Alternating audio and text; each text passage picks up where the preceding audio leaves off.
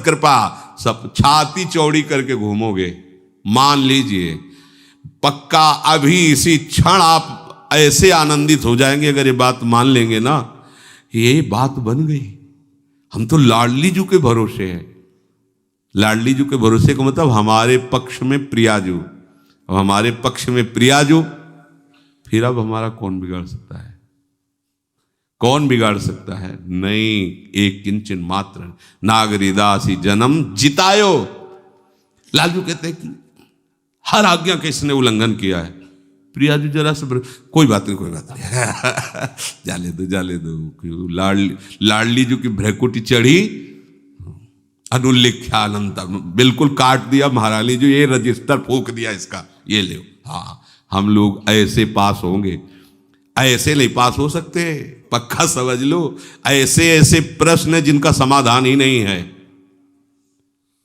और अगर आप शरणागत हैं तो ऐसे ऐसे नंबर हैं जो प्रश्न के उत्तर लिखने पर आते ही नहीं हैं, वो केवल उन्हीं के द्वारा दिए जाते हैं। ये मेरा है, अब बोलो क्या? खत्म, सब खत्म। वो बोल देते हैं ठसक से, ये मेरा है, बस खत्म। ये मेरा सेवक है, जैसा मेरे सेवकों का होता वैसा ही करो। नहीं, आपको तो इसने छोड़ दिया, वैश्या को उसने छोड़ दिया, मैंने थोड़ी छोड़ा, चलो करो। किसकी चलेगी इनके आगे? इसीलिए इनके जैसा कोई कृपालु नहीं। अतः उपासक को यह देखना है कि वो प्रभु पर निर्भर है या अन्य किसी पर, ये ध्यान देना चाहिए अंदर से। हाँ, हरि गुरु चरण सेवा अनुसरहु, अर्चन बंदन संतत करहु, दासंतन कर सुख लाओ। हमारा आश्रय तत्व दृढ़ होना चाहिए। अब इस आश्रय तत्व में जितना अहंकार है वो बाधा पहुंचाता है। वो सांप की तरह फन फैला करके दौड़ता है बार बार।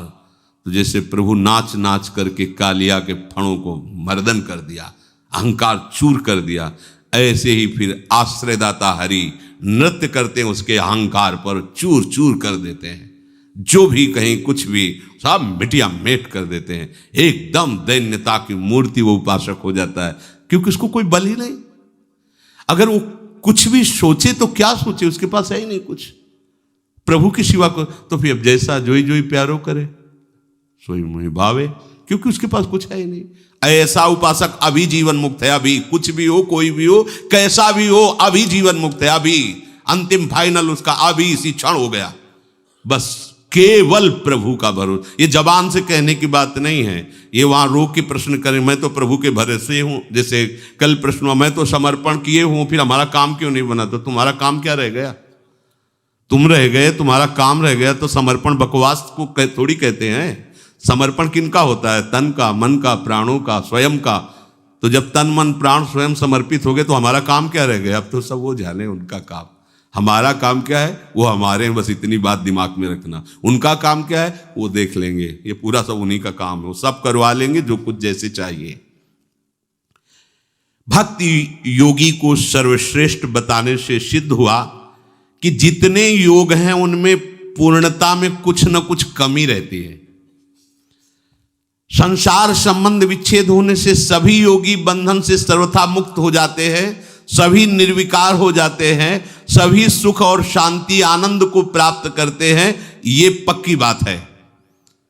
परंतु जो प्रभु का अनन्य आश्रय लेकर भजन करता है उसमें और इन सब में अंतर है। इनमें भगवत प्रेम नहीं होता। मुक्त हो जाएंगे, सुख शांति को प्राप्त हो जाएंगे, पर प्रेमी नहीं होंगे। और जो भगवद आश्रित होता है उसको प्रेम, ये सब योगों का श्रेष्ठ योग प्रेम योग है, उसे प्रेम प्राप्त होता है। जैसे उद्धव जी अपने को पूर्ण मानते थे, पर जब प्रेमी गोपीजनों के समीप गए तब उनको अपनी अपूर्णता का बोध हुआ। ऐसे ही जितने भी योग हैं, यहां जो वर्णन किया जा रहा है कि वो निर्विकार हैं, वो मुक्त हो जाएंगे, सुख मिलेगी, शांति मिलेगी, आनंद का अखंड अनुभव होगा, सब ठीक है, पर वो प्रेमी नहीं कहे जाएंगे। ये पूर्णता अनन्य भाव से भगवत भजन करने में ही होती है। आगे प्रभु करुणा करके अपनी तरफ से अर्जुन जी को उपदेश कर रहे हैं। मय्यासक्त मनाः पार्थ, ये बहुत अमृतमय वचन। मय्यासक्त, केवल मेरे में आसक्त, ये बहुत अमृतमय वचन है। प्रभु में आसक्ति, ये बड़ी दुर्लभ बात है। अपने कल्याण के लिए योग ज्ञान साधन सब मंगल में है, लेकिन प्रभु में आसक्ति। इसीलिए हरिवंश महाप्रभु कहते अलम विषय वार्तया नरक कोटि बीभत्सया वृथा श्रुति कथाश्रमो बत विभीमि कैवल्यता परेश भजनोन्मदा यदि सुखादया किम ततः। क्या मतलब, ये विषय वार्ता तो करोड़ों नरकों से भी गंदी क्यों करते हो, और वेद की वार्ता भी मेरे सामने क्यों, मेरे लिए तो बेकार है। और ये बड़े बड़े महापुरुष ईश्वर की भक्ति में लगे हैं, इनको भी प्रणाम है, मुझे इनसे भी कुछ नहीं। तो आप हो कहां, परंतु मम राधिका पद रसे मनो निमज्जत। यू वृंदावन शिम कश्चन घनाश्चर्या किशोरी मणिस तत्कंकर रसामृता दे परम चित्ते न में रोचते। जे और कुछ अच्छा नहीं, बस प्यारी जू की प्रतिपल मुस्कुराहट देखना है, उनको सुख पहुंचाना है। गोरे चरणारविंद के सिवा मुझे कोई मोक्ष परम पदवी कल्याण सब नहीं चाहिए। ये बात, ये सब अपने कल्याण के लिए है, योग ज्ञान वैराग्य। और ये क्या है, ये ऐसी प्रेमावस्था प्रदान करती है भक्ति जिसमें प्रिया प्रीतम के सुख में निमग्न रहना। प्रिया प्रीतम को सुखी देखकर लाल ललना मिली तो हियो शिरावत मोह। यह है मय्यासक्त, केवल मेरे में आसक्त। ये दुर्लभ पद है, दुर्लभ पद, केवल मेरे में आसक्त। कोई तत्व ज्ञान में, कोई योग में, कोई अमुक अमुक अमुक अमुक, किस लिए? परम कल्याण हो जाएगा, सिद्ध हो जाऊंगा, मोक्ष पदवी मिलेगी, दुख निवृत्ति हो जाएगी, इसी में सब।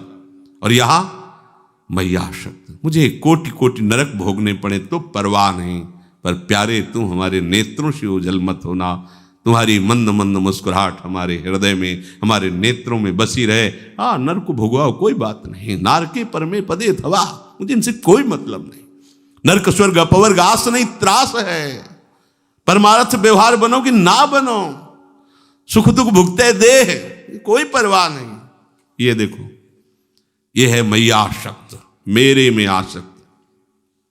मय्यासक्त मनाः पार्थ योगम युञ्जन मदाश्रयः असंशयम समग्रम माम यथा ज्ञास्यसि तच्छृणु। मेरे में आसक्त मन वाला और सिर्फ मेरे ही आश्रित, ये खास बात है। केवल भगवद आश्रय, यहां चूक हो जाती, केवल में चूक हो जाती। आश्रय तो लिए प्रभु का, लेकिन भगवद आश्रय लिए हैं अपने सुख साधन के लिए, और वो भी अनन्य भाव से नहीं लिए। मांगना भी अच्छा है, हम कहते हैं बच्चा बन के मांगो, स्वामी बन के नहीं। ऐसा कर दो इतने लाख का भोग लगा देंगे, ये कौन बोल रहा है? नहीं, बच्चा बन के, जैसे बच्चा मां से कहता है क्या कि हम तुम्हें एक साड़ी ला के देंगे, तुम हमारा काजल लगा दो ठीक से, ऐसा कहता है क्या? काजल लगाओ हमारे, हमको स्नान करवाओ, इसके बदले में नहीं करवाओगे तो हम रोते हैं, अभी आपको करवाना पड़ेगा। बदले में वो कुछ देने लायक के लिए, माँ के सिवा उसका कुछ है नहीं, तो क्या बदले में माँ को दे? कभी बच्चे ने कहा कि हमें अमुक वस्तु दो तो हम आपको ऐसा ऐसा नहीं। मेरी माँ है, ऐसे ही मेरे प्रभु है। अगर उस कोटि का भक्त नहीं बनाऊं तो मांगूंगा अपने प्रभु से, लेकिन लोभ लालच घूस दे के ले, हमारे पास है ही नहीं कुछ, तो दे क्या? तो हमें चाहिए। कैसे चाहिए? जैसे अपने स्वामी से, अपने पिता से, अपनी माँ से हम झगड़ जाते हैं। छोटा बच्चा खिलौनों के लिए झगड़ जाता है, नाशवान खिलौना प्लास्टिक का है पर झगड़ जाता है, मुझे ये चाहिए। वो ये नहीं कहता कि आपको ये ला के दूंगा, आप हमें ये ला के दो। हम लोग ऐसे ही स्वामीगिरी प्रभु से झाड़ते हैं। फूल बंगला बनवा देंगे, आप ऐसा कर दो ना, ये वाला मुकदमा जितवा दो, अगले साल 100 ब्राह्मण खवाएंगे, ऐसा ऐसा। और आपको ये क्या, वो कौन बोल रहा है? बच्चा बोल रहा है क्या? बच्चा, प्रभु गलती हो गई, प्रपंच में फंस गया हूं, एक बार निकाल दो नाथ, बस आपका भजन करूं, आपके आश्रित रहूं। मांग सकते हो, आप उनके बच्चे हो, उनके जन हो, आपको कोई भी बात है अपने प्रभु से कहो, पर स्वामी बन के नहीं, दैन्य भाव से सेवक बन करके। और आगे चलकर जब आप समझ जाओगे तो मांग ही मिट जाएगी। मय्यासक्त मना, प्रभु में आसक्त। ये जानते हो कैसे होती? भगवत चर्चा सुनने से होती, ये किसी और साधन से नहीं होती।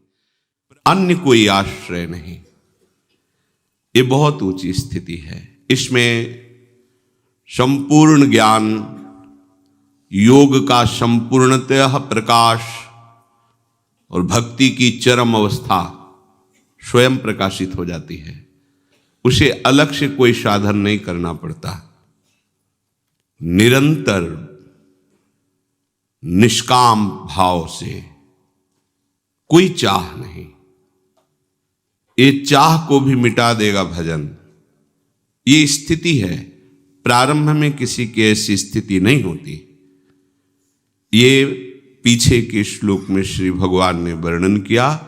जो प्रयत्न पूर्वक उपासक अपनी उपासना में मन को दृढ़ कर दिया है, प्रयत्न पूर्वक बार बार मन हमको उपास्य देव से विमुख करने की चेष्टा करेगा, पर हमें प्रयासरत रहना है। अगर हमें सफलता ना भी मिली तो भी सफलता हमें मिल जाएगी। बात समझना। श्रद्धा विश्वास पूर्वक प्रभु में तल्लीन हुए मन से जो उपासक भजन करता है, तो प्रभु की तरफ से समस्त साधनाओं का स्वरूप उसके हृदय में प्रकाशित हो जाता है।